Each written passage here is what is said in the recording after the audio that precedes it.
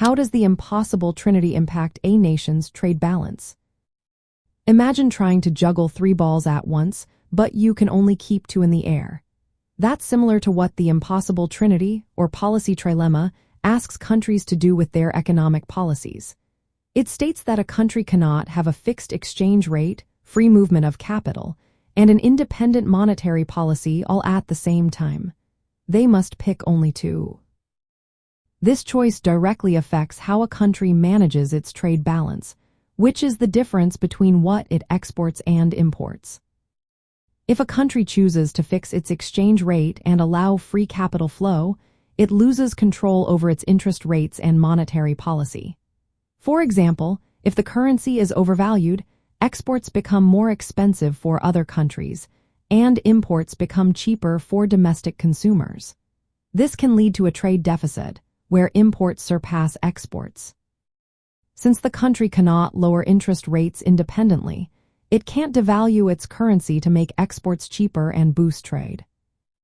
On the other hand, if a country opts for monetary independence and allows its currency to float freely, the exchange rate can adjust naturally. When a trade deficit occurs, the currency tends to weaken, making exports cheaper and imports more expensive.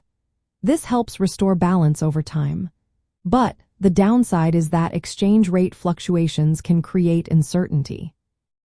Exporters and importers might hesitate to make long-term plans because they don't know how currency values will change.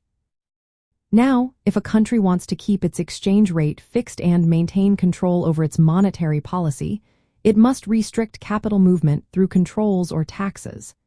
This limits the flow of money in and out of the country.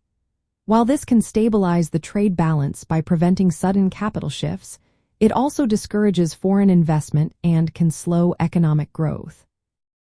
So, the impossible Trinity forces policymakers to prioritize what's most important for their economy. For example, emerging economies often choose fixed exchange rates and capital controls to stabilize trade and attract investment. Meanwhile, advanced economies might prefer floating exchange rates and monetary independence to respond quickly to global shocks.